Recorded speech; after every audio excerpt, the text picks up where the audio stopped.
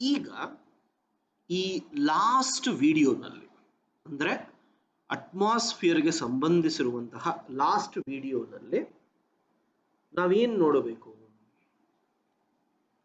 ಭೂಮಿ ಮೇಲಿರುವಂತಹ ಅಟ್ಮಾಸ್ಫಿಯರ್ನ ಯಾವ ರೀತಿ ಅನಾಲಿಸಿಸ್ ಮಾಡಬೇಕು ಅಂತ ಹೇಳ್ತೀನಿ ನೋಡಿ. ಫಸ್ಟ್ ಈಗ ಭೂಮಿಗೆ ಹತ್ತಿರದಲ್ಲಿ ಅಂದ್ರೆ ಒಂದು 18 ಕಿಲೋಮೀಟರ್ ಅಂತ ಅನ್ಕೊಳ್ಳಿ. ಭೂಮಿಯಿಂದ ಒಂದು 18 ಕಿಲೋಮೀಟರ್ ಅಂತ ಅನ್ಕೊಳ್ಳಿ. ಸೊ ಈ 18 ಕಿಲೋಮೀಟರ್ನ ನಾವು ಅಬ್ಸರ್ವ್ ಮಾಡಿದಾಗ ಇಲ್ಲಿ ನಮಗೆ ಸೂರ್ಯನ ಕಿರಣಗಳನ್ನ ಅಬ್ಸರ್ವ್ ಮಾಡಿಕೊಳ್ಳೋದು ತುಂಬಾ ಕಡಿಮೆ. ಆದರೆ ಸೂರ್ಯನ ಕಿರಣ ಬಿದ್ದ ಮೇಲೆ ಭೂಮಿಗೆ ಹತ್ತಿರದಲ್ಲಿ ಇರುವಂತಹ ಗಾಳಿ ಎಲ್ಲ ಜಾಸ್ತಿ ಅಬ್ಸಾರ್ಬ್ ಮಾಡಿಕೊಳ್ಳುತ್ತೆ. ಕಂಡಕ್ಷನ್ ಇಂದ ಹೀಟ್ ಆಗತ್ತೆ. ಅರ್ಥಕ್ಕೆ ಹತ್ರ ಇರೋದ್ರಿಂದ ಹೀಟ್ ಆಗತ್ತೆ, ಹೇಳಿದೀನಿ ಆಲ್ರೆಡಿ. ಎರಡನೇದು ನಿಮಗೆ ನೋಡಿ, ಫಸ್ಟ್ ಅರ್ತ್ ಕಂಡಕ್ಷನ್ ಇಂದ ಅಂದ್ರೆ ಅರ್ಥಿನ ಒಂದು ಹೀಟ್ ಇಂದ ಹತ್ತಿರದಲ್ಲಿರೋ ಏರ್ ಲೇಯರ್ ಹೀಟ್ ಆಗತ್ತೆ. ಎರಡನೇದು ಈ ಸೂರ್ಯನ ಕಿರಣಗಳನ್ನ ಅಬ್ಸಾರ್ಬ್ ಮಾಡ್ಕೊಳ್ಳೋದಾಗ್ಲಿ, ಭೂಮಿಯ ಕಿರಣಗಳನ್ನ ಅಬ್ಸಾರ್ಬ್ ಮಾಡ್ಕೊಳ್ಳೋ ವಾಟರ್ ವೇಪರ್ ಆಗಲಿ ಇರೋದು ಭೂಮಿಯಿಂದ 2 ರಿಂದ 3 ಕಿಲೋಮೀಟರ್ ಒಳಗಡೆ ನಿಮಗೆ 90% ವಾಟರ್ ವೇಪರ್ ಸಿಕ್ಕಿಬಿಡುತ್ತಂತೆ. ಸೊ ವಾಟರ್ ವೇಪರ್ ಜಾಸ್ತಿ ಇದ್ದರೆ ಅದು ಸೂರ್ಯನ ಕಿರಣಗಳನ್ನು ಅಬ್ಸರ್ವ್ ಮಾಡ್ಕೊಳ್ಳುತ್ತೆ, ಅರ್ತ್ ರೇಸ್ ಅನ್ನು ಅಬ್ಸರ್ವ್ ಮಾಡ್ಕೊಳ್ಳುತ್ತೆ. ಆದ್ದರಿಂದ ನಿಮ್ಗೆ ಎಷ್ಟಾಗತ್ತೆ? ಇದು ಕೂಡ ಬಿಸಿ ಆಗುತ್ತೆ. ಮೂರನೇದು ನಿಮಗೆ ಗೊತ್ತಿರೋ ಹಾಗೆ ಅರ್ತ್ ಹತ್ತಿರದಲ್ಲಿ ಹೈ ಡೆನ್ಸಿಟಿ ಇರುತ್ತೆ. ನಾವು ಅರ್ತ್ ಇಂದ ದೂರ ಹೋಗ್ತಿದ್ದಂಗೆ ಡೆನ್ಸಿಟಿ ಕಡಿಮೆ ಆಗುತ್ತೋ ಜಾಸ್ತಿ ಆಗುತ್ತೋ? ಡೆನ್ಸಿಟಿ ಕಡಿಮೆ ಆಗ್ತಾ ಹೋಗುತ್ತೆ. ಆದ್ದರಿಂದ ಅರ್ಥಿಗೆ ಹತ್ತಿರವಿದ್ದಲ್ಲಿ ನನಗೆ ಟೆಂಪರೇಚರ್ ಜಾಸ್ತಿ ಇರುತ್ತೆ. ಅರ್ಥಿಂದ ನಾನು ದೂರ ಹೋಗ್ತಿದ್ದಷ್ಟು ಟೆಂಪರೇಚರ್ ಕಡಿಮೆ ಆಗ್ತಾ ಹೋಗುತ್ತೆ. ಈಗ ನೋಡಿ, ಅರ್ಥಿಗೆ ಹತ್ತಿರದಲ್ಲಿ ಬಿಸಿ ಇದೆ, ಮೇಲೆ ಕೋಲ್ಡ್ ಇದೆ. ಸೊ ಕೋಲ್ಡ್ ಏನು? ಡೆನ್ಸರ್. ಡೆನ್ಸರ್ ಏನಾಗುತ್ತೆ? ಕೆಳಗೆ ಬರುತ್ತೆ. ವಾಮ್ ಏನು? ಲೈಟರ್. ಲೈಟರ್ ಏನಾಗುತ್ತೆ? ಮೇಲ್ ಹೋಗುತ್ತೆ. ಹಂಗಂದ್ರೆ ಇಲ್ಲಿ ನನಗೆ ಕನ್ವೆಕ್ಷನ್ ಇರುತ್ತೆ. ಏನ್ ನೋಡ್ತೀವಿ? ಕನ್ವೆಕ್ಷನ್. ಎರಡನೇದು ಇಲ್ಲಿ ನಮಗೆ ಅಟ್ಮಾಸ್ಫೆರಿಕ್ ಸರ್ಕ್ಯುಲೇಷನ್ ನಡೆಯುತ್ತೆ. ಅಂದ್ರೆ ಏನು? ಗಾಳಿ ಮೇಲೋಗೋದು, ಕೆಳಗೆ ಬರೋದು ಎಲ್ಲ ಸ್ಟಾರ್ಟ್ ಆಗತ್ತೆ. ಇಲ್ಲಿ ಕ್ಲೌಡ್ಸ್ ಫಾರ್ಮ್ ಆಗತ್ತೆ, ಪ್ರೆಸಿಪಿಟೇಷನ್ ಆಗತ್ತೆ. ಸೊ ಪ್ರತಿಯೊಂದನ್ನು ನಾವು ಈ ಲೇಯರ್ ಅಲ್ಲೇ ನೋಡ್ತೀವಿ. ಈ ಲೇಯರ್ನ ಹೆಸರೇನು? ಟ್ರೋಪೋಸ್ಪಿಯರ್ ಅಂತ ಹೇಳಿ. ಸೊ ಅದಾದ ಮೇಲೆ ಮೇಲಕ್ಕೆ ಹೋದ್ರೆ ನಿಮಗೆ ಇಲ್ಲಿ ಈ ಓಝೋನ್ ಅಂತ ಏನು ಹೇಳ್ತೀವೋ ಅವೆಲ್ಲ ಇರುತ್ತೆ. ಸೊ ಈಗ ನೋಡಿ, ಈ ಟ್ರೋಪೋಸ್ಪಿಯರ್ ಅಲ್ಲಿ ಬಿಸಿ ಅನ್ನೋದು ಭೂಮಿಯ ಬಿಸಿಯಿಂದ ಕೂಡಿರುವಂತದ್ದೇ ಹೊರತು ಬೇರೆ ಏನು ಅಲ್ಲ. So as earth is hot, air layers above the earth is hot and everything is happening. Now when sun's rays will come, ಸೂರ್ಯನ ಕಿರಣಗಳು ಬರ್ತಾ ಇದ್ದಾಗ ಪ್ಲೀಸ್ ಅಂಡರ್ಸ್ಟ್ಯಾಂಡ್, ಇಲ್ಲಿ ಆಕ್ಸಿಜನ್ ಇರಬಹುದು, ನೈಟ್ರೋಜನ್ ಇರಬಹುದು, ಹೈಡ್ರೋಜನ್ ಇರಬಹುದು, ಏನೇ ಇರಬಹುದು, they did not absorb sun's rays. Do you all agree? You already know that only few gases will absorb sun's rays.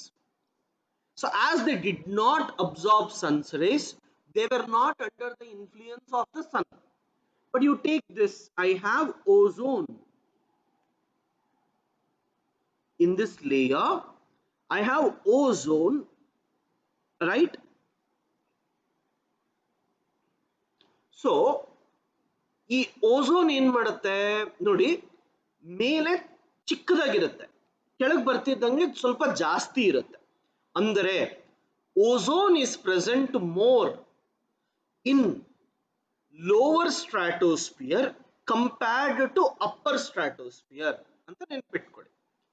ಈಗ ಸಮುದ್ರದಲ್ಲಿ ಸೂರ್ಯನ ಕಿರಣಗಳು ಬಿದ್ದಾಗ ಸಮುದ್ರದ ಮೇಲ್ಭಾಗ ಮಾತ್ರ, ಅಪ್ಪರ್ ಸರ್ಫೇಸ್ ಮಾತ್ರ ಹೀಟ್ ಆಗುತ್ತೆ. ಯಾಕೆ? ವಾಟರ್ ಹೀಟ್ ಅನ್ನು ಅಬ್ಸಾರ್ಬ್ ಮಾಡಿಕೊಳ್ಳುತ್ತೆ.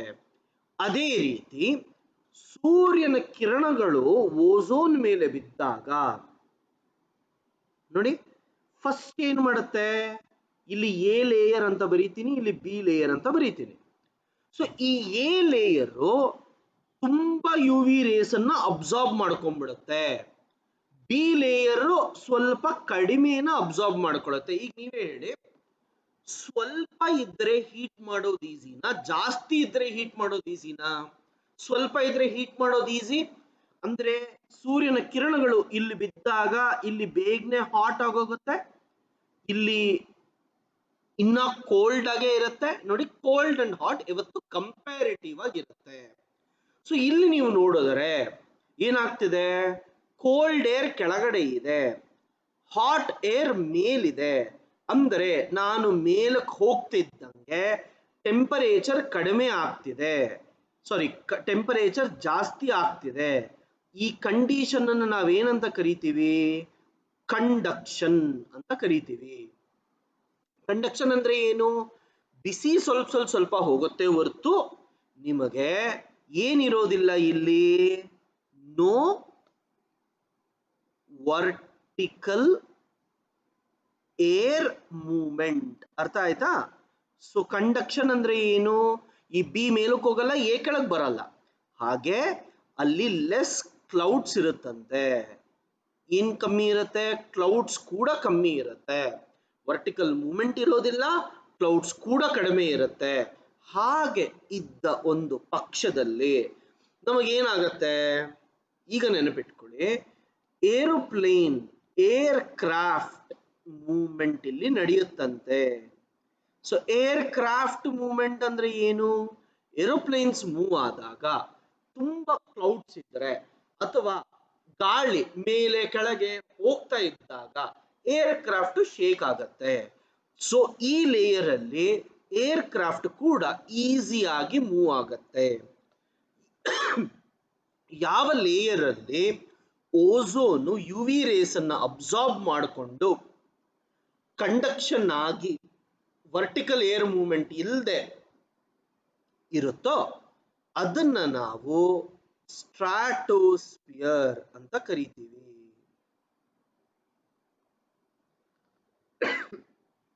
ಇಲ್ಲಿ ಬರೀತೀನಿ, ನಿಮಗೆ ಕಾಣಿಸ್ತಿಲ್ಲ ಅಂದ್ರೆ ಏನಂತ ಕರಿತೀನಿ? ಸ್ಟ್ರಾಟೋಸ್ಫಿಯರ್. ಅರ್ಥ ಆಗ್ತಿದ್ಯಾ? ಈಗ ನಾನು ಸ್ಟ್ರಾಟೋಸ್ಫಿಯರ್ ಗಿಂತ ಮೇಲೆ ಹೋಗ್ತೀನಿ. ನೋಡಿ, ನಿಮಗೆ ಆಲ್ರೆಡಿ ಹೇಳಿದ್ದೀನಿ, ಭೂಮಿಗೆ ಹತ್ತಿರದಲ್ಲಿದ್ದರೆ ಏನಾಗತ್ತೆ? ಭೂಮಿಗೆ ಹತ್ತಿರದಲ್ಲಿದ್ದರೆ ಡೆನ್ಸಿಟಿ ಜಾಸ್ತಿ ಇರುತ್ತೆ. ನಾವು ಭೂಮಿಯಿಂದ ದೂರ ಹೋಗ್ತಿದ್ದಷ್ಟು ಡೆನ್ಸಿಟಿ ಕಡಿಮೆ ಆಗತ್ತೆ. ಟ್ರೋಪೋಸ್ಫಿಯರ್ ಅಲ್ಲಿ ಜಾಸ್ತಿ ಇರುತ್ತೆ, ಸ್ಟ್ರಾಟೋಸ್ಫಿಯರ್ ಅಲ್ಲಿ ಕಮ್ಮಿ ಆಗತ್ತೆ. ಅದೇ ರೀತಿ ಸ್ಟ್ರಾಟೋಸ್ಫಿಯರ್ ಇಂದ ಮೇಲೆ ಹೋಗ್ತೀನಿ ಅಂದರೆ ಈ ಲೇಯರ್ ಅನ್ನ ನಾನು ಮೀಸೋಸ್ಫಿಯರ್ ಅಂತ ಕರಿತೀನಿ. ನೀವೇ ಹೇಳಿ, ಮೀಸೋಸ್ಫಿಯರ್ ಅಲ್ಲಿ ನಿಮಗೆ ಗಾಳಿ ಜಾಸ್ತಿ ಇರುತ್ತಾ ಕಡಿಮೆ ಇರುತ್ತಾ? ಭೂಮಿಯಿಂದ ದೂರ ಹೋದಷ್ಟು ಕಡಿಮೆ ಆಗ್ತಲೇ ಹೋಗ್ತಿರುತ್ತೆ, ಜಾಸ್ತಿ ಆಗೋದಿಲ್ಲ. ಸೊ ಈಗ ಇದರ ಬಗ್ಗೆ ನಾವು ತಿಳ್ಕೋಬೇಕು. ಈಗ ನೋಡಿ, ಈ ಲೇಯರ್ ಅಲ್ಲಿ ಆಕ್ಸಿಜನ್ ಇದೆ, ನೈಟ್ರೋಜನ್ ಇದೆ, ಕಾರ್ಬನ್ ಡೈಆಕ್ಸೈಡ್ ಇದೆ, ವಾಟರ್ ವೇಪರ್ ಇರಲ್ಲ. ಏನೇನಿರುತ್ತೆ? ಆಕ್ಸಿಜನ್ ಇರುತ್ತೆ, ನೈಟ್ರೋಜನ್ ಇರುತ್ತೆ, ಕಾರ್ಬನ್ ಡೈಆಕ್ಸೈಡ್ ಇದೆ, ಓಝೋನ್ ಇಲ್ಲ, ಹೈಡ್ರೋಜನ್ ಇದೆ, ನಿಮಗೆ ಏನೇನು ಬೇಕೋ ಪ್ರತಿಯೊಂದು ಇದೆ. ಆದರೆ ಏನಿಲ್ಲ? ಸೂರ್ಯನ ಕಿರಣಗಳನ್ನ ಅಬ್ಸಾರ್ಬ್ ಮಾಡಿಕೊಳ್ಳೋ ಗ್ಯಾಸಸ್ ಮೀಸೋಸ್ಪಿಯರ್ ಅಲ್ಲಿ ಇಲ್ಲ. ಸೊ ಮೀಸೋಸ್ಪಿಯರ್ ಅಲ್ಲಿ ಏನಿಲ್ಲ? ಸೂರ್ಯನ ಕಿರಣಗಳನ್ನ ಅಬ್ಸಾರ್ಬ್ ಮಾಡಿಕೊಳ್ಳುವಂತಹ ಗ್ಯಾಸಸ್ ಇರುವುದಿಲ್ಲ. ಇರದೇ ಇರೋದ್ರಿಂದ ಏನಾಗತ್ತೆ? ಇಲ್ಲಿ ಎ ಹಾಟ್ ಇದೆಯಾ? ಎ ಹಾಟ್ ಇದೆಯಾ ನೋಡಿ. ಸೂರ್ಯನಿಂದ ಮೀಸೋಸ್ಪಿಯರ್ಗೆ ಏನು ಎಫೆಕ್ಟೇ ಇರಲ್ಲ. ಯಾವ್ದ್ರಿಂದ ಎಫೆಕ್ಟ್ ಇರುತ್ತೆ? ಸ್ಟ್ರಾಟೋಸ್ಪಿಯರ್ ಇಂದ ಎಫೆಕ್ಟ್ ಇರುತ್ತೆ. ಈಗ ನೋಡಿ, ಇದನ್ನ ಸಿ ಅಂತ ಕರಿತೀನಿ, ಇದನ್ನ ಡಿ ಅಂತ ಕರಿತೀನಿ. ಸೊ ಈ ಸಿ ಲೇಯರು ಎಗೆ ಹತ್ತಿರದಲ್ಲಿದೆ. ಎಗೆ ಹತ್ತಿರದಲ್ಲಿರೋದ್ರಿಂದ ಇದು ಸ್ವಲ್ಪ ವಾರ್ಮ್ ಆಗಿರುತ್ತೆ. ಡಿ ದೂರ ಇರೋದ್ರಿಂದ ಇದು ಕೋಲ್ಡ್ ಆಗಿರುತ್ತೆ. ಅಂದ್ರೆ ಏನು? ಕ್ಯಾಂಡಲ್ ಅಂತ ಇಟ್ಕೊಳ್ಳಿ. ಆ ಎ ಹಾಟ್ ಇದೆಯಲ್ವಾ, ಅದನ್ನ ಕ್ಯಾಂಡಲ್ ಅಂತ ಇಟ್ಕೊಳ್ಳಿ. ಕ್ಯಾಂಡಲ್ ಹತ್ತಿರದಲ್ಲಿದ್ರೆ ಬಿಸಿ ಇರುತ್ತೆ, ದೂರ ಹೋಗ್ತಿದ್ದಂಗೆ ತಣ್ಣಗಾಗತ್ತೆ. ಸ್ಟೂಡೆಂಟ್ಸ್ ಕೇಳೋ ಡೌಟ್ ಏನು? ಸರ್ ಡಿ ಮೇಲಿದೆ ಅಲ್ವಾ, ಮೇಲಿದ್ರೆ ಸೂರ್ಯನ ಕಿರಣನ ಅಬ್ಸಾರ್ಬ್ ಮಾಡ್ಕೋಬೇಕಲ್ವಾ? ಅಬ್ಸಾರ್ಬ್ ಮಾಡ್ಕೊಳ್ಳೋದಿಲ್ಲ. ಯಾಕೆ ಮಾಡ್ಕೊಳ್ಳಲ್ಲ? ಆಕ್ಸಿಜನ್ ಆಗ್ಲಿ, ನೈಟ್ರೋಜನ್ ಆಗ್ಲಿ, ಹೈಡ್ರೋಜನ್ ಆಗ್ಲಿ, ಯಾವ್ದು ಸೂರ್ಯನ ಕಿರಣಗಳನ್ನ ಅಬ್ಸಾರ್ಬ್ ಮಾಡ್ಕೊಳ್ಳೋದಿಲ್ಲವೋ ಅವೆಲ್ಲಾನು ನಮಗೆ ಈ ಲೇಯರ್ ಅಲ್ಲೇ ಸಿಕ್ಕಿಬಿಡುತ್ತೆ. ಈಗ ಹೇಳಿ, ಇದು ಕನ್ವೆಕ್ಷನ್ ಕಂಡಕ್ಷನ್? ಇದು ಕನ್ವೆಕ್ಷನ್. ಆದರೆ ಇದನ್ನ ನಾನು ಲೆಸ್ ಕನ್ವೆಕ್ಷನ್ ಅಂತ ಕರಿತೀನಿ. ಅಂದ್ರೆ ಏನು? ಕಮ್ಮಿ ಕನ್ವೆಕ್ಷನ್ ಆಗತ್ತೆ. ಯಾಕೆ? ಗಾಳಿ ಕಡಿಮೆ ಇರೋದ್ರಿಂದ. ಈ ಒಂದು ಜಾಗದಲ್ಲಿ ಕಡಿಮೆ ಗಾಳಿ ಇರೋದ್ರಿಂದ ನಾನು ಲೆಸ್ ಕನ್ವೆಕ್ಷನ್ ಅಂತ ಹೇಳ್ತೀನಿ. ಅರ್ಥ ಆಗ್ತಿದ್ಯಾಪ? ಇದನ್ನ ಏನಂತ ಕರೆಯೋಣ? ಲೆಸ್ ಕನ್ವೆಕ್ಷನ್ ಅಂತ ಹೇಳೋಣ. ಇಲ್ಲಿ ಈ ಮೀಟಿಯಾರ್ಸ್ ಅಂತ ಕೇಳಿರ್ತೀರ. ಸೊ ಕೆಲವೊಂದು ದೊಡ್ಡ ದೊಡ್ಡ ಕಲ್ಲುಗಳು ಯೂನಿವರ್ಸ್ ಅಲ್ಲಿ ಹಾಗೆ ಉಳ್ಕೊಂಡ್ಬಿಟ್ಟಿದೆ. ಅದು ಅವಾಗವಾಗ ಭೂಮಿ ಹತ್ರ ಬಂದ್ಬಿಡುತ್ತೆ. ಭೂಮಿ ಒಳಗೆ ಬರ್ತಿದ್ದಂಗೆ ಈ ಭೂಮಿನಲ್ಲಿರೋ ಅಟ್ಮಾಸ್ಫಿಯರ್ ಅಂದ್ರೆ ಗಾಳಿ ಜೊತೆ ಇಂಟರಾಕ್ಟ್ ಆದಾಗ ಫ್ರಿಕ್ಷನ್ ಇಂದ ಅದು ಪೀಸ್ ಆಗಕ್ ಸ್ಟಾರ್ಟ್ ಆಗತ್ತೆ. ಅಂದ್ರೆ ಬೆಂಕಿ ಹಚ್ಕೊಂಡು ಅದು ಬರ್ನ್ ಆಗ್ಬಿಡತ್ತೆ ಅಂತ ಹೇಳ್ತೀವಿ. ಅಂದ್ರೆ ಏನರ್ಥ? ಇಲ್ಲಿ ಯಾವುದೇ ಒಂದು ಕಲ್ಲನ್ನ ಅಥವಾ ನೀವು ಕಾರ್ ಆಗ್ಲಿ ಯಾವುದೇ ಒಂದು ತುಂಬಾ ಸ್ಪೀಡ್ ಅಲ್ಲಿ ಹೋದ್ರಿ ಅಂತ ಇಟ್ಕೊಳ್ಳಿ, ಅವಾಗ ಫ್ರಿಕ್ಷನ್ ತುಂಬಾ ಜಾಸ್ತಿ ಆಗೋಗುತ್ತೆ. ಸೊ ಫ್ರಿಕ್ಷನ್ ಯಾವುದರ ಮಧ್ಯೆ? ಆ ಗಾಡಿ ಮತ್ತೆ ಗಾಳಿ ಎರಡರ ಮಧ್ಯೆ ಫ್ರಿಕ್ಷನ್ ತುಂಬಾ ಜಾಸ್ತಿ ಆದಾಗ, ಬಿಯಾಂಡ್ ಎ ಸ್ಪೀಡ್ ಹೋದಾಗ ಬೆಂಕಿ ಹತ್ಕೊಳ್ಳೋ ಸಾಧ್ಯತೆ ಇರುತ್ತೆ. ಸೊ ಗ್ರಾವಿಟೇಷನಲ್ ಪುಲ್ ಇಂದ ಆ ಕಲ್ಲು ಒಳಗ್ ಬರ್ತಿದ್ದಂಗೆ ಈ ಮೀಟಿಯಾರ್ಸ್ ಎಲ್ಲ ಏನ್ ಮಾಡುತ್ತೆ? ಮೀಟಿಯಾರ್ಸ್ ಎಲ್ಲ ಏನು ಮಾಡುತ್ತೆ? ಬರ್ನ್ ಆಗಕ್ಕೆ ಸ್ಟಾರ್ಟ್ ಆಗತ್ತೆ. ಅದನ್ನ ಏನಂತ ಕರಿತೀರಾ? ಮೀಟಿಯಾರ್ ಬರ್ನಿಂಗ್ ಅಂತ ಕರಿತೀವಿ. ಸೊ ಬೈ ಚಾನ್ಸ್ ಈ ಮೀಟಿಯರ್ಸ್ ಅಲ್ಲಿ ಏನಾದ್ರೂ ನೀರೇನಾದ್ರೂ ಇತ್ತು ಅಂತ ಇಟ್ಕೊಳ್ಳಿ, ಆ ಟೈಮಲ್ಲಿ ಇಲ್ಲಿ ನಮಗೆ ಕೆಲವೊಂದು ಕ್ಲೌಡ್ಸ್ ಫಾರ್ಮ್ ಆಗೋಗುತ್ತೆ. ಏನಿರಬೇಕು? ಮೀಟಿಯಾರ್ಸ್ ಅಲ್ಲಿ ಏನಾದರೂ ನೀರಿನ ಅಂಶ ಇದ್ದರೆ ಆ ನೀರು ಕ್ಲೌಡ್ಸ್ ಆಗಿ ಫಾರ್ಮ್ ಆಗತ್ತೆ. ಆ ಕ್ಲೌಡ್ಸ್ ಅನ್ನ ನಾಕ್ಟಿಲ್ಯೂಸೆಂಟ್ ಕ್ಲೌಡ್ ಅಂತ ಕರಿತೀನಿ. ಏನಂತ ಕರಿತೀರಾ? ನಾಕ್ಟಿಲ್ಯೂಸೆಂಟ್ ಕ್ಲೌಡ್ ಅಂತ ಕರಿತೀನಿ. ಇದರ ಮೇಲೆ ನಮಗೆ ಇನ್ನೊಂದು ಲೇಯರ್ ಕೂಡ ಇರುತ್ತೆ. ಈಗ ನೋಡಿ, ಈ ಟ್ರೋಪೋಸ್ಪಿಯರ್, ಸ್ಟ್ರಾಟೋಸ್ಪಿಯರ್. ಟ್ರೋಪೋಸ್ಪಿಯರ್ ಏನು? ಕನ್ವೆಕ್ಷನ್. ಸ್ಟ್ರಾಟೋಸ್ಪಿಯರ್ ಏನು? Conduction. So convection and conduction ಇರೋದರಿಂದ ಇವೆರಡರ ಮಧ್ಯದಲ್ಲಿ ನಮಗೆ ಏನ್ ಸಿಗುತ್ತೆ? ಟ್ರೋಪೋಪಾಸ್ ಅಂತ ಸಿಗುತ್ತೆ. ಈ ಸ್ಟ್ರಾಟೋಸ್ಪಿಯರ್ ಮೀಸೋಸ್ಪಿಯರ್ ಮಧ್ಯದಲ್ಲಿ ನಮಗೇನ್ ಸಿಗುತ್ತೆ? ಸ್ಟ್ರಾಟೋಪಾಸ್ ಅಂತ ಸಿಗುತ್ತೆ. ಮೀಸೋಸ್ಪಿಯರ್ ಮತ್ತೆ ಥರ್ಮೋಸ್ಪಿಯರ್ ಮಧ್ಯದಲ್ಲಿ ಏನ್ ಸಿಗುತ್ತೆ? ಮೀಸೋಪಾಸ್ ಅಂತ ಹೇಳ್ತೀವಿ. ಅರ್ಥ ಆಗ್ತಿದ್ಯಾ? ಸೊ ಇಲ್ಲಿ ಏನೇನ್ ನಡೀತಿದೆ? ಟ್ರೋಪೋಸ್ಪಿಯರ್ ಇದೆ, ಟ್ರೋಪೋಪಾಸ್ ಇದೆ. ಸ್ಟ್ರಾಟೋಸ್ಪಿಯರ್ ಇದೆ, ಸ್ಟ್ರಾಟೋಪಾಸ್ ಇದೆ, ಮೀಸೋಸ್ಪಿಯರ್ ಇದೆ, ಮೀಸೋಪಾಸ್. ಪಾಸ್ ಅಂದ್ರೆ ಏನು? ಎತ್ತರಕ್ಕೆ ಹೋಗ್ತಿದ್ದಂಗೆ ಟೆಂಪರೇಚರ್ ಅಲ್ಲಿ ಏನು ವೇರಿಯೇಷನ್ ಇರೋದಿಲ್ಲ. ಟೆಂಪರೇಚರ್ ಆಲ್ಮೋಸ್ಟ್ ಸ್ಟೇಬಲ್ ಆಗಿರೋದನ್ನ ನಾವೇನಂತ ಕರಿತೀವಿ? ಪಾಸ್ ಅಂತ ಕರಿತೀವಿ. ಅರ್ಥ ಆಗ್ತಿದ್ಯಾ? ಸೊ ಇದಕ್ಕಿಂತ ಮೇಲೆ ಹೋದರೆ ನಮಗೆ ಥರ್ಮೋಸ್ಪಿಯರ್ ಅಂತ ಸಿಗುತ್ತೆ. ಏನಿರುತ್ತೆ? ಥರ್ಮೋಸ್ಪಿಯರ್ ಅಂತ ಇರುತ್ತೆ. ಈ ಥರ್ಮೋಸ್ಪಿಯರ್ ಎಲ್ಲರಿಗೂ ಇರುತ್ತೆ. ಇವಾಗ ನೋಡಿ, ಟ್ರೋಪೋಸ್ಪಿಯರ್ 18 ಕಿಲೋಮೀಟರ್ ವರೆಗೂ ಇರುತ್ತೆ, ಸ್ಟ್ರಾಟೋಸ್ಪಿಯರ್ 50 ಕಿಲೋಮೀಟರ್ ವರೆಗೂ ಇರುತ್ತೆ, ಮೀಸೋಸ್ಪಿಯರ್ 80 ಕಿಲೋಮೀಟರ್ ವರೆಗೂ ಇರುತ್ತೆ. 80 ಕಿಲೋಮೀಟರ್ ಇಂದ ಎಲ್ಲಿವರೆಗೂ ಅಟ್ಮಾಸ್ಫಿಯರ್ ಇದೆಯೋ ಅಲ್ಲಿವರೆಗೂ ಇರೋದನ್ನ ಥರ್ಮೋಸ್ಪಿಯರ್ ಅಂತ ಕರಿತೀವಿ. ಈ ಥರ್ಮೋಸ್ಪಿಯರ್ ಅನ್ನ ಎರಡು ರೀತಿಯಲ್ಲಿ ಡಿವೈಡ್ ಮಾಡ್ತಾರೆ. 80 ರಿಂದ 600 ಕಿಲೋಮೀಟರ್ ವರೆಗೂ ಅದನ್ನ ನಾವು ಅಯನೋಸ್ಪಿಯರ್ ಅಂತ ಕರಿತೀವಿ. ಥರ್ಮೋಸ್ಪಿಯರ್ ಅನ್ನೇ ನಾವೇನಂತ ಕರಿತೀವಿ? 80 ರಿಂದ 600 ಕಿಲೋಮೀಟರ್ ವರೆಗೂ ಅಯನೋಸ್ಪಿಯರ್ ಅಂತ ಕರಿತೀವಿ. ಆ 600 ಕಿಲೋಮೀಟರ್ಗಿಂತ ಮೇಲೆ ಇದ್ದರೆ ಅದನ್ನ ನಾವು ಎಕ್ಸೋಸ್ಪಿಯರ್ ಅಂತ ಕರಿತೀವಿ. ಈಗ ಹೇಳಿಪ್ಪ, ಏನೇನ್ ನೋಡೋದ್ರಿ? ಏನೇನ್ ಕಾಣಿಸ್ತು? ಟ್ರೋಪೋಸ್ಪಿಯರ್ ಸಿಕ್ತು, ಸ್ಟ್ರಾಟೋಸ್ಪಿಯರ್ ಸಿಕ್ತು, ಮೀಸೋಸ್ಪಿಯರ್ ಸಿಕ್ತು. ಅದಾದ ಮೇಲೆ ಅಯನೋಸ್ಪಿಯರ್ ಅಂಡ್ ಎಕ್ಸೋಸ್ಪಿಯರ್ ಅಂದ್ರೆ ಏನು? ಥರ್ಮೋಸ್ಪಿಯರ್ ಅಲ್ಲೇ ಇರುವಂತಹ ಎರಡು. ಈ ಅಯನೋಸ್ಪಿಯರ್ ಬಗ್ಗೆ ಸ್ವಲ್ಪ ಎಕ್ಸ್ಪ್ಲೇನ್ ಮಾಡ್ತೀನಿ, ಬಿಕಾಸ್ ಇದು ನಮಗೆ ತುಂಬಾ ಮುಖ್ಯವಾದಂತಹ ಒಂದು ಲೇಯರ್ ಅಂತ. ಇವಾಗ ನೋಡಿ, ಇಲ್ಲೇ ನಾನು ಟ್ರೋಪೋ, ಸ್ಟ್ರಾಟೋ ಮತ್ತೆ ಮೀಸೋ ಇದೆ ಅಂತ ಅನ್ಕೊಳ್ಳಿ. ಸೊ ಇಲ್ಲಿ ಎಲ್ಲಾದ್ರೂ ಸರಿ ನೋಡಿ, ಇಷ್ಟರಲ್ಲಿ ಎಲ್ಲಾದ್ರೂ ಸರಿ ನಾನು 1 ಲೀಟರ್ ಗಾಳಿನ ತಗೊಂಡು ಟೆಸ್ಟ್ ಮಾಡಿದರೆ, 1 ಲೀಟರ್ ಗಾಳಿನ ತಗೊಂಡು ಟೆಸ್ಟ್ ಮಾಡಿದರೆ 78% ನೈಟ್ರೋಜನ್ ಇರುತ್ತಂತೆ, 21% ಆಕ್ಸಿಜನ್ ಇರುತ್ತೆ, 0.03 ಕಾರ್ಬನ್. ಈ ರೀತಿ ಏನಿರುತ್ತೆ? ಕಾಂಪೋಸಿಷನ್ ಇರುತ್ತೆ. ಎಲ್ಲೇ ನಾನು 1 ಲೀಟರ್ ಗಾಳಿ ತಗೊಂಡು ಟೆಸ್ಟ್ ಮಾಡಿದರೆ ನನಗೆ ಇಷ್ಟೇ ಕಾಂಪೋಸಿಷನ್ ಸಿಗುತ್ತೆ, ಹೆಚ್ಚು ಕಡಿಮೆ ಇಷ್ಟೇ ಸಿಗುತ್ತೆ. ಸೊ ಈ ತರ ಒಂದೇ ಸಿಗೋದನ್ನ ನಾವೇನಂತ ಕರಿತೀವಿ? ಹೋಮೋಸ್ಪಿಯರ್ ಅಂತ ಕರಿತೀವಿ. ಏನಂತ ಕರಿತೀವಿ? Homosphere. What is homosphere? Composition of atmospheric particles is same throughout. So ಎಲ್ಲೇ ಆಗಲಿ ಕಾಂಪೋಸಿಷನ್ ಸೇಮ್ ಆಗಿದ್ದರೆ ಹೋಮೋಸ್ಪಿಯರ್ ಅಂತ ಕರಿತೀವಿ.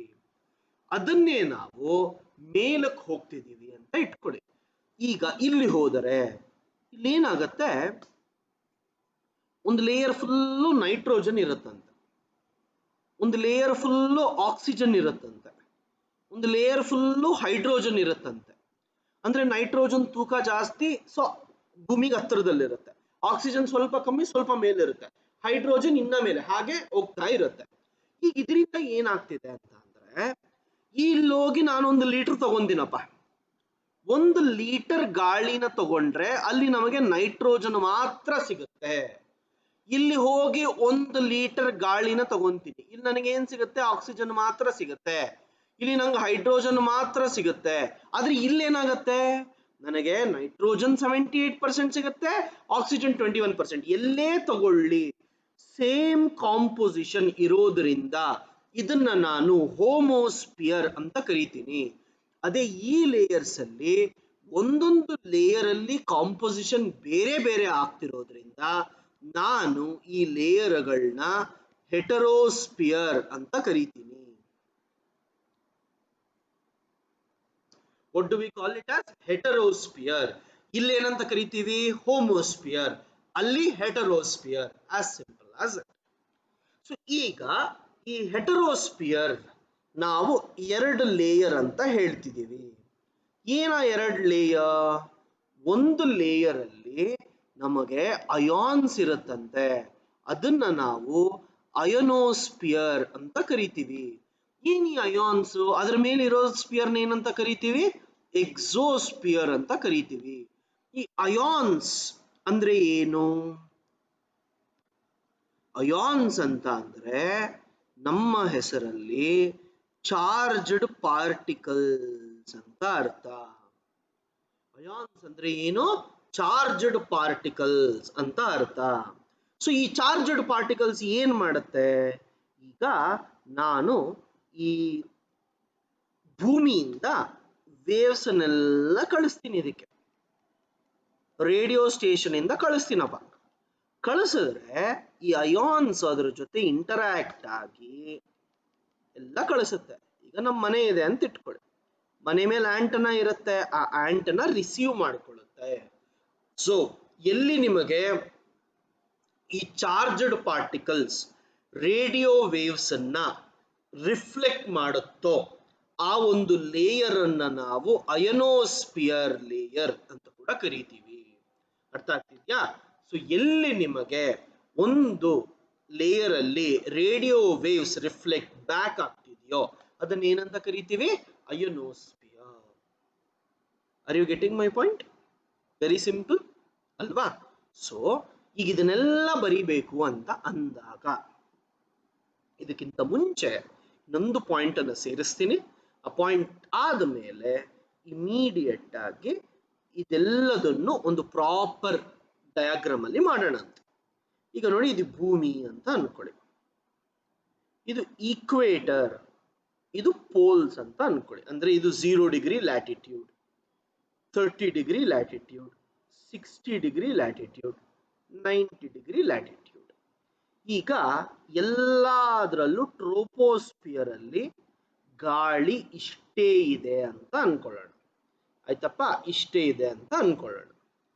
ಈಗ ಈಕ್ವೇಟರ್ ಹತ್ರ ಬಿಸಿ ಜಾಸ್ತಿ ಇರೋದ್ರಿಂದ ಈ ಗಾಳಿ ಎಕ್ಸ್ಪ್ಯಾಂಡ್ ಆಗುತ್ತೆ, ಕರೆಕ್ಟಾ? ಪೋಲ್ಸ್ ಹತ್ರ ಬಿಸಿ ಕಮ್ಮಿ ಇರೋದ್ರಿಂದ ಇದು ಕಡಿಮೆ ಆಗುತ್ತೆ. ಈಗ ಹೇಳಿ, ಹೈಟ್ ಸೇಮ್ ಇದೆಯಾ? ಗಾಳಿದು ಬೇರೆ ಬೇರೆ ಇದೆಯಾ? ನನಗೆ ಬೇಡದಿರೋದೆಲ್ಲ ಎರೇಸ್ ಮಾಡಿಬಿಡ್ತೀನಿ. ನೋಡಿ, ಟ್ರೋಪೋಸ್ಫಿಯರ್ ಹೈಟ್ ಬೇರೆ ಆಗ್ತಾ ಹೋಗ್ತಿದ್ಯಾ? ಸೊ ಎಲ್ಲಿ ಜಾಸ್ತಿ ಇರುತ್ತೆ ನಿಮಗೆ? ಈಕ್ವೇಟರ್ ಹತ್ರ ಜಾಸ್ತಿ ಇರುತ್ತೆ. ಇದನ್ನೇನಂತ ಕರಿತೀನಪ್ಪ ಈ ಲೈನ್ ಅನ್ನ? ಇದನ್ನ ನಾನು ಟ್ರೋಪೋಪಾಸ್ ಅಂತ ಕರಿತೀನಿ. ಸೊ ಇಲ್ಲಿ ಇದು ಎಷ್ಟು ದೂರ ಇದೆಯಂತೆ? 18 ಕಿಲೋಮೀಟರ್ ದೂರದಲ್ಲಿ ಇದೆಯಂತೆ.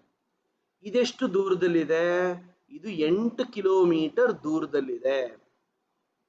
ಆಯ್ತಾ? ಆವರೇಜ್ ಆಗಿ ನಿಮಗೊಂದು 11 ಕಿಲೋಮೀಟರ್ ಅಂತ ಹೇಳ್ತಾರೆ. ಟೆಂಪರೇಚರ್ ಇಲ್ಲಿ ನಿಮಗೆ -60 ಆರ್ -65 ಹಂಗಿರುತ್ತೆ. ಇಲ್ಲಿ ಎಷ್ಟಿರುತ್ತೆ? -54 ಡಿಗ್ರಿ ವರೆಗೂ ಇರಬಹುದು. ಅಂದರೆ ಟ್ರೋಪೋಪಾಸ್ ನ ಹೈಟ್ ಈಕ್ವೇಟರ್ ಹತ್ರ ಜಾಸ್ತಿ ಇದೆ, ಪೋಲ್ಸ್ ಹತ್ರ ಕಡಿಮೆ ಆಗ್ತಿದೆ. Tropopause height is decreasing from equator to poles ಅಂತ ಹೇಳ್ತೀವಿ. ಅರ್ಥ ಆಗ್ತಿದ್ಯಾ? ಇದು ನಮಗೆ ಬೇಕಾಗಿರುವಂತಹ ಪಾಯಿಂಟ್. ಸೊ ಸ್ಟ್ರಾಟೋಸ್ಪಿಯರ್, ಮೀಸೋಸ್ಪಿಯರ್ ಎಲ್ಲ ಸೇಮ್ ಇರುತ್ತೆ. ಟ್ರೋಪೋಪಾಸ್ ಮಾತ್ರ ಹೈಟ್ ವೇರಿಯೇಷನ್ ಇರುತ್ತೆ.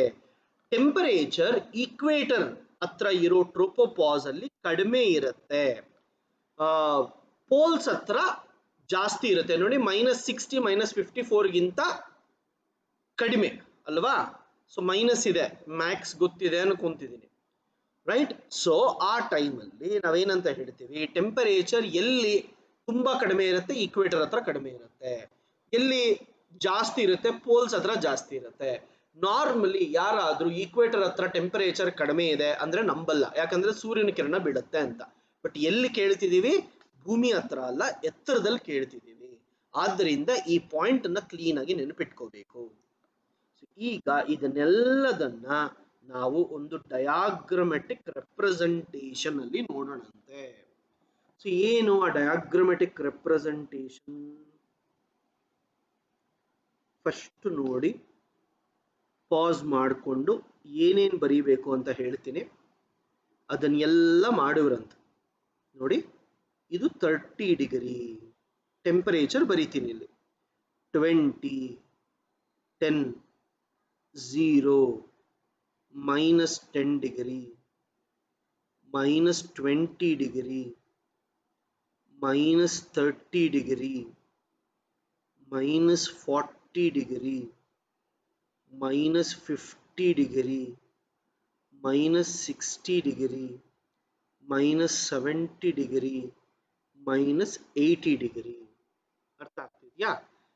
ಇದು ಏನು? ಇದು ಹೈಟ್. ಇದೇನಿದು? ಟೆಂಪರೇಚರ್. ಇದು ಎಕ್ಸಾಮ್ ಅಲ್ಲಿ ಬರೆದ್ರೆ ನಿಮಗೆ ಹೆಲ್ಪ್ ಆಗುತ್ತೆ. ನೋಡಿ, ಇದು ಟ್ರೋಪೋಸ್ಫಿಯರ್ ಅಂತ ಅನ್ಕೊಳ್ಳೋಣ.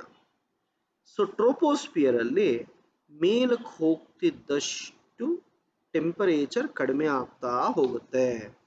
ಸೊ ಈ ಟ್ರೋಪೋಪಾಸ್ ಹತ್ರ ಬರೋ ಅಷ್ಟೊತ್ತಿಗೆ -54 ಡಿಗ್ರಿ ಸೆಲ್ಸಿಯಸ್ ಇರುತ್ತಂತೆ.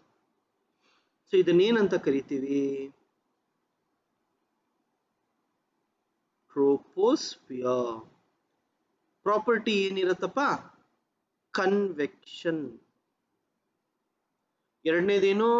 ಕನ್ವೆಕ್ಷನ್ ಆದಮೇಲೆ ಅಟ್ಮಾಸ್ಫೆರಿಕ್ ಸರ್ಕ್ಯುಲೇಷನ್ ಕೂಡ ಇಲ್ಲೇ ಇರುತ್ತೆ. ಇದಾದ ಮೇಲೆ ಇನ್ನೇನಿದೆ?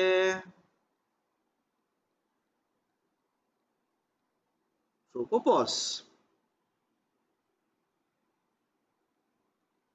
ಇದಾದ ಮೇಲೆ ನೆಕ್ಸ್ಟ್ ಏನಿದೆ? ಈ -54 ಸ್ಟ್ರಾಟೋಸ್ಫಿಯರ್ ಅಲ್ಲಿ ಕಡಿಮೆ ಆಗ್ತಾ ಆಗ್ತಾ ಆಗ್ತಾ ಎಲ್ಲರಿಗೂ ಬರುತ್ತೆ 0 ಡಿಗ್ರಿಗೆ ಬರುತ್ತೆ. ಅಂದ್ರೆ ಇಲ್ಲಿ ಏನಿದೆ? ಇದನ್ನೇನಂತ ಕರಿತೀನಿ? ಸ್ಟ್ರಾಟೋಪಾಸ್ ಅಂತ ಕರಿತೀನಿ ಅಲ್ವಾ? ಈ ಲೇಯರ್ ಏನಂತ ಕರಿತೀನಿ? ಸ್ಟ್ರಾಟೋಸ್ಫಿಯರ್. Very good. ಇದರಲ್ಲಿ ಏನಿರುತ್ತಪ್ಪ ಈಗ? ಸ್ಟ್ರಾಟೋಸ್ಫಿಯರ್ ಅಲ್ಲಿ ಓಝೋನ್ ಲೇಯರ್ ಇರುತ್ತೆ.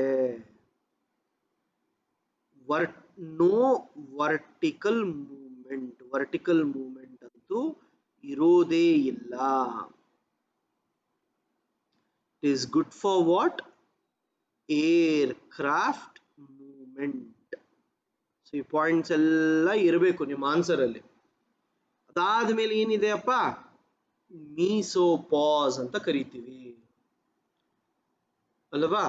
ಇದನ್ನೇನಂತ ಕರಿತೀವಿ? ಮೀಸೋಪಾಸ್. ಇಲ್ಲಿ ಹೈಟ್ ಹೋಗ್ತಿದ್ದಂಗೆ ಟೆಂಪರೇಚರ್ ಕಡಿಮೆ ಆಗ್ತಾ ಹೋಗುತ್ತೆ. ಇಲ್ಲಿ ಏನಂತ ಕರಿತೀವಿ? ಮೀಸೋಸ್ಫಿಯರ್.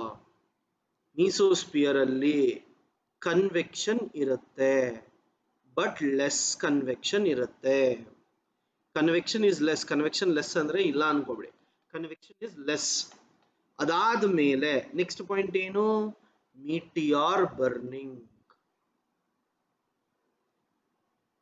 ಮೀಟಿಯಾರ್ ಬರ್ನಿಂಗ್. ಕ್ಲೌಡ್ ಏನಂತ ಕರಿತೀವಿ? ನಾಕ್ಟಿಲ್ಯೂಸೆಂಟ್ ಕ್ಲೌಡ್. ಅರ್ಥ ಆಯ್ತಪ್ಪ? ಇದಾದ ಮೇಲೆ ಸ್ಟ್ರಾಟೋಸ್ಫಿಯರ್. ಥರ್ಮೋಸ್ಫಿಯರ್. ಥರ್ಮೋಸ್ಫಿಯರ್ ಅಲ್ಲಿ ಪಾರ್ಟಿಕಲ್ಸ್ ತುಂಬಾನೇ ನೆಗ್ಲಿಜಿಬಲ್ ಅಂತೆ. ಎಷ್ಟು ಕಮ್ಮಿ ಅಂತ ಯಾರು ಹೇಳಕ್ಕೂ ಆಗಲ್ಲ, ಅಷ್ಟೊಂದು ಕಮ್ಮಿ ಇದೆಯಂತೆ. ಥರ್ಮಾಮೀಟರ್ ಇಟ್ಟರೆ ನಮಗೆ ಟೆಂಪರೇಚರು ಗೊತ್ತಾಗಲ್ವಂತೆ. ಎಲ್ಲಿ ಗೊತ್ತಾಗತ್ತೆ? ಯಾವುದಾದ್ರೂ ಒಂದೆರಡು ಪಾರ್ಟಿಕಲ್ ಹಿಟ್ ಮಾಡಿಕೊಂಡಾಗ ಮಾತ್ರ. ನೋಡಿ, ಒಂದು ಗಾಳಿ ಇಲ್ಲಿದ್ದರೆ ಇನ್ನೊಂದು ಗಾಳಿ ಒಂದು 100 ಕಿಲೋಮೀಟರ್ ಬಿಟ್ಟಿರುತ್ತಂತೆ. ಥರ್ಮಾಮೀಟರ್ನ ಗಾಳಿ ಇಲ್ಲದೆ ಇರೋ ಕಡೆ ಇಟ್ಟರೆ ನಮ್ಗೇನು ಗೊತ್ತಾಗಲ್ಲ. ಸೊ ಎರಡು ಪಾರ್ಟಿಕಲ್ ಎಲ್ಲಿ ಹೊಡ್ಕೊಳ್ಳುತ್ತಲ್ವಾ, ಎಲ್ಲೆಲ್ಲಿ ಹೊಡ್ಕೊಳ್ಳುತ್ತೋ ಅವಾಗ ಅದು ತುಂಬಾ ಜಾಸ್ತಿ ಬಿಸಿನ ಜನರೇಟ್ ಮಾಡುತ್ತೆ. ಸೊ ಎಲ್ಲೆಲ್ಲಿ ಹಿಟ್ ಮಾಡುತ್ತೋ ಅಲ್ಲಿ ಬಿಸಿ ಜಾಸ್ತಿ ಬರುತ್ತೆ, ಅಲ್ಲಿ ನಮಗೆ ಟೆಂಪರೇಚರ್ ಜಾಸ್ತಿ ಅಂತ ಹೇಳುತ್ತೆ. ಬಟ್ ಈ ಡಯಾಗ್ರಾಮ್ ಅನ್ನ ಬರೆದ್ರೆ ಸಾಕು. ಅಯೋನೋಸ್ಫಿಯರ್ ಅಲ್ಲಿ ಏನಾಗತ್ತೆ? ರೇಡಿಯೋ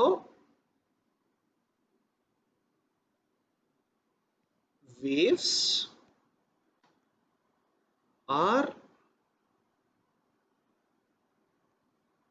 reflected back ಅಂತ ಕರಿತೀವಿ. ಈ ಮೇಲಿರೋದನ್ನ ಏನಂತ ಕರಿತೀವಿ? ಎಕ್ಸೋಸ್ಪಿಯರ್. ಇದೆಷ್ಟು? 11 ಕಿಲೋಮೀಟರ್. ಇದೆಷ್ಟು? 50 ಕಿಲೋಮೀಟರ್, 80 ಕಿಲೋಮೀಟರ್, 600 ಕಿಲೋಮೀಟರ್. ಇಲ್ಲಿರೋ ಲೇಯರ್ಸ್ನೆಲ್ಲ ಏನಂತ ಕರಿತೀವಿ? ಇಲ್ಲಿಂದ ಇಲ್ಲಿವರೆಗೂ ಇರೋದನ್ನ ಹೋಮೋಸ್ಪಿಯರ್. ಯಾಕಪ್ಪ? ಬಿಕಾಸ್ ಎಲ್ಲೇ ನೋಡಿದ್ರೂ ನಮಗೆ ಸೇಮ್ ಇರುತ್ತೆ. ಇದರಿಂದ ಮೇಲಿರೋದನ್ನ ಕಾಂಪೋಸಿಷನ್ ಸೇಮ್ ಇರುತ್ತೆ. ಇದರಿಂದ ಮೇಲಿರೋದನ್ನ ಹೆಟರೋಸ್ಪಿಯರ್ ಅಂತ ಕೂಡ ಕರಿತೀವಿ. ಆಯ್ತಾ? ಈ ಡಯಾಗ್ರಾಮ್ ಅನ್ನ ನೋಡಿಕೊಂಡು ಬರ್ಕೊಳ್ಳಿ, ಪಾಸ್ ಮಾಡಿ ಬರ್ಕೊಳ್ಳಿ. ಅದಾದ ಮೇಲೆ ಈಗ ನೋಡಿ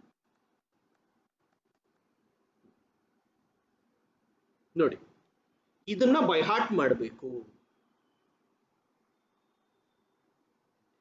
first nitrogen, second oxygen, third organ. ಆಯ್ತಾ? ಫೋರ್ತ್ ಏನಿದೆ?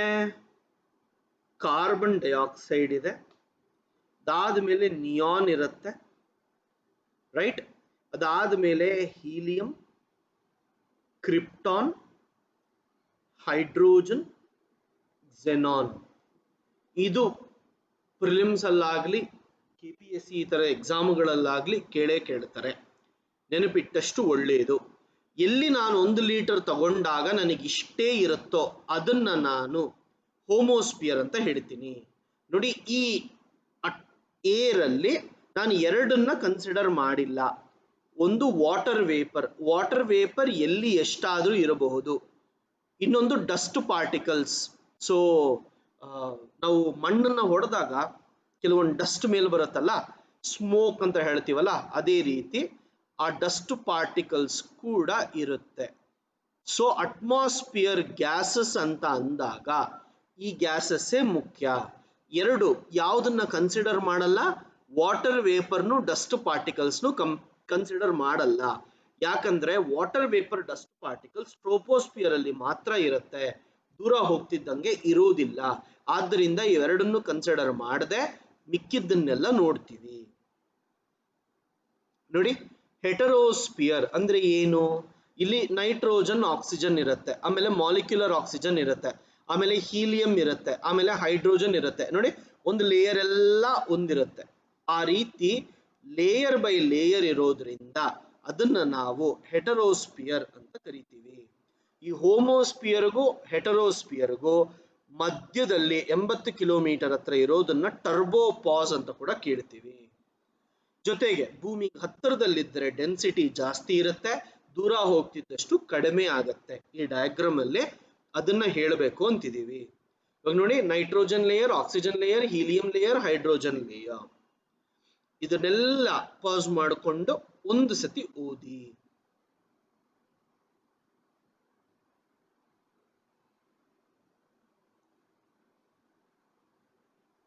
ನೋಡಿ, ಟೆಂಪರೇಚರ್ ಕೂಡ ನಮಗೆ ಗೊತ್ತಿರುವಂಥದ್ದು ಈ 600 ಕಿಲೋಮೀಟರ್ ವರೆಗೂ ಗೊತ್ತಾಗುತ್ತೆ. ಅದರ ಮೇಲೆ ಏನಾಗ್ತಿದೆ ಅಂತ ಗೊತ್ತಾಗಲ್ಲ.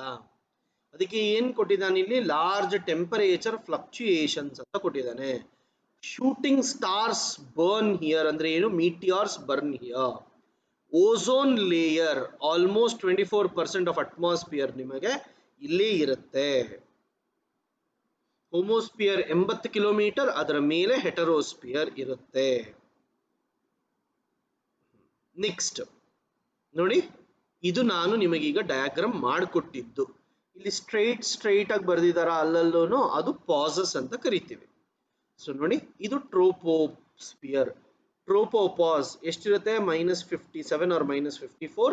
ಇಕ್ವೇಟರ್ ಹತ್ರ height 18 kilometre, mid latitudes 13 kilometre, poles ಬಂದು 8 ಕಿಲೋಮೀಟರ್ ಇರುತ್ತೆ. Stratosphere height up to 50 kilometres. Mesosphere pass ಮಾಡಿಕೊಂಡು ಒಂದು ಸತಿ ನೋಡಿ. ಇಲ್ಲಿಗೆ ನಮ್ಮ ಫಸ್ಟ್ ಚಾಪ್ಟರ್ ಮುಗಿಯಿತು. ಸರ್, ಇದಕ್ಕೆ ಟೆಕ್ಸ್ಟ್ ಬುಕ್ ಏನಾದರೂ ಇದೆಯಾ? 11th standard NCERT.